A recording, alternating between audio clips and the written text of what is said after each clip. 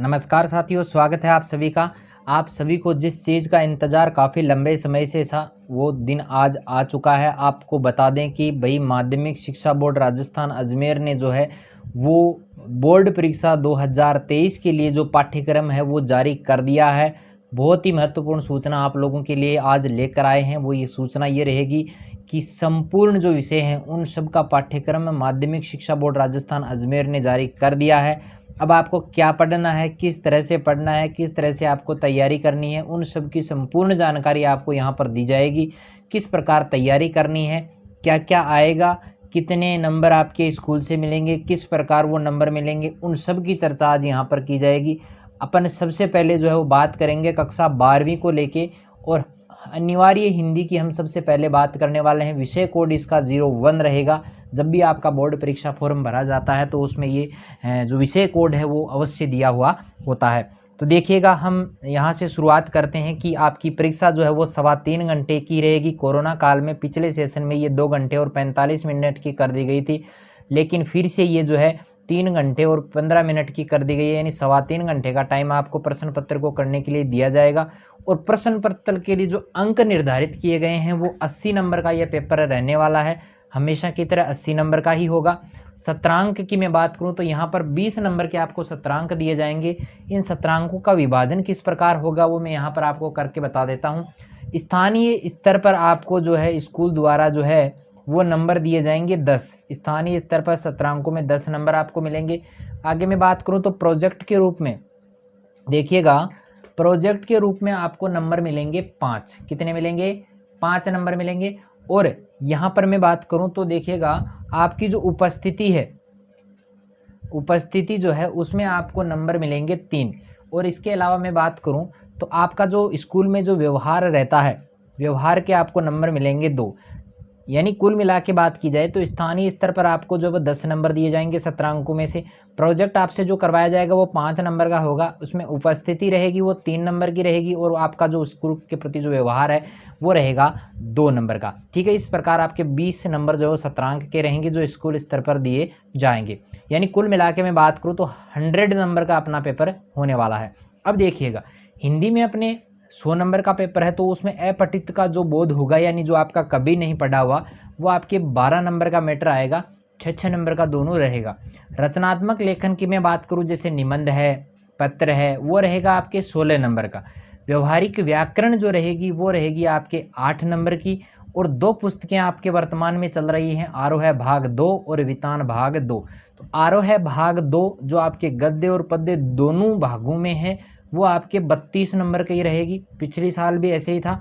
और पाठ्य पुस्तक अपनी दूसरी यानी वितान भाग 2 जो है, जिसमें केवल गद्य भाग के कुछ पाठ दिए गए हैं, वो आपके 12 नंबर के होंगे।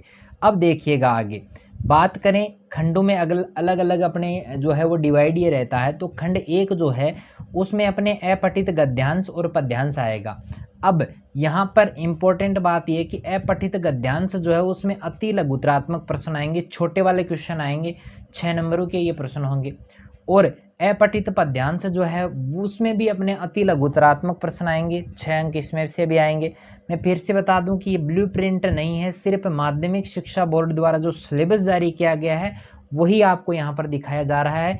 माध्यमिक शिक्षा बोर्ड ने जो सिलेबस जारी किया है वही आपके सामने प्रस्तुत किया जा रहा है। ब्लूप्रिंट अभी आने वाला है, थोड़े दिन लगेंगे। उसमें बताया जाएगा कि आपके कितने प्रश्न आएंगे, कौन कौन सा क्या क्या प्रश्न आएगा, वो सारी डिटेल में वो सारी चीज़ें वहाँ पर आपको मिल जाएंगी। चलिए, यहाँ पर मैं बात करता हूँ खंड नंबर 2 की। तो देखिएगा दूसरे खंड में क्या आता है। दूसरा खंड जो होगा वो रचनात्मक लेखन का होगा। उसमें सबसे पहले मैं बात करूं तो निबंध आएगा अपने। निबंध आपको विकल्प सहित मिलेगा। किस प्रकार मिलेगा भाई? विकल्प मिलेगा आपको। 300 शब्दों में आपको उसको लिखना है और 5 नंबर आपके जो है उसके लिए निर्धारित किए गए हैं। दूसरा अपना रहता है पत्र व प्रारूप लेखन का। आपके देखिए कौन कौन से आएंगे। अर्धशासकीय पत्र आएगा, निविदा आएगी, विज्ञप्ति है, ज्ञापन है, अधिसूचना है। विकल्प में आपको मिलेंगे दोनों। अधिसूचनाएं भी विकल्प में मिल सकती हैं, ज्ञापन और विज्ञप्ति भी आपको विकल्प में मिल सकते हैं। 4 नंबर का ये मैटर रहेगा। चलिए, अभिव्यक्ति और माध्यम वाली जो अपनी पुस्तक है जो 11वीं और 12वीं में दोनों में चलती है, इस पुस्तक में विभिन्न माध्यमों के लिए जो लेखन वाला पार्ट है उसमें से 4 अंक के क्वेश्चन पूछे जाएंगे और एक अपना रहेगा फीचर लेखन और आलेख लेखन वाला, तो उसमें अपने 3 नंबर के प्रश्न पूछे जाएंगे। आगे मैं बात करूं व्यावहारिक व्याकरण को लेकर, तो व्यावहारिक जो व्याकरण है उसमें कुल 8 नंबर के प्रश्न आएंगे। उसमें देखिए एक अपना जो भाग रहता है भाषा व्याकरण और लिपि का, इन तीनों से रिलेटेड कोई भी प्रश्न आ सकता है, 2 नंबर का प्रश्न आएगा। शब्द शक्ति जो अपने रहती है उसमें भी आपको 2 नंबर के क्वेश्चन पूछे जाएंगे। शब्द शक्ति में जैसे उदाहरण देके भी पूछा जा सकता है। इसके अलावा मैं बात करूँ तो कोई परिभाषा वगैरह भी इसमें पूछी जा सकती है। आगे रहेगा तीसरा रहेगा अपना अलंकार का बिंदु।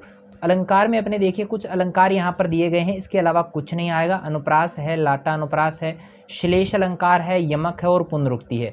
यानी पिछले साल के मुकाबले अलंकार काफ़ी कम कर दिए गए हैं। यहाँ पर उपमा अलंकार आपके नहीं आएगा। इसके अलावा मैं बात करूं तो यहाँ पर देखिएगा उपमा के अलावा जो उत्प्रेक्षा अलंकार है वो भी यहाँ पर नहीं आएगा, उदाहरण वाला भी नहीं आएगा। ये सारे अलंकार हटा दिए गए भाई, तो इसका थोड़ा सा खास तौर से आपको ध्यान रखना है। और पारिभाषिक शब्दावली जो है वो भी आपके 2 नंबर की आने वाली है। चलिए आगे बढ़ते हैं, खंड नंबर 3 की हम बात करते हैं। तो इसमें देखिएगा आरोह है भाग 2 जो अपनी पुस्तक है वो कुल 32 नंबर की है। कितने नंबर की है भाई? 32 नंबर की। तो इसमें एक व्याख्या आएगी, गद्य भाग से विकल्प आपको मिलेगा, अथवा में आएगी, एक ही करनी है, कुल 6 अंकों की ये रहेगी।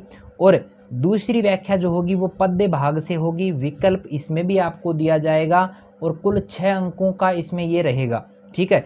तीसरी में बात करूँ तो किसी एक कवि या लेखक का परिचय पूछा जाएगा, 80 से 100 शब्दों में आपको जो है इसका उत्तर देना है।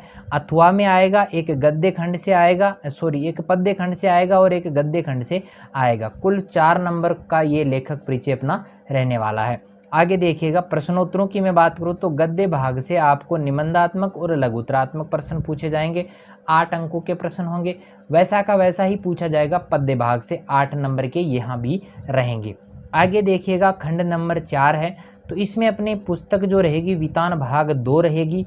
इसमें आपको एक निबंधात्मक प्रश्न आएगा, विकल्प आपको इसमें दिया जाएगा, 120 शब्दों में आपको उसका उत्तर देना है और कुल 6 नंबरों का ये प्रश्न रहेगा, एक प्रश्न पूछा जाएगा। आगे देखिएगा कि अति लघुत्तरात्मक प्रश्न आएंगे 6। कितने आएंगे? 6 आएंगे, 20 शब्दों में आपको उसका उत्तर देना है। 6 प्रश्न होंगे, एक नंबर का होगा, कुल टोटल 6 नंबरों का।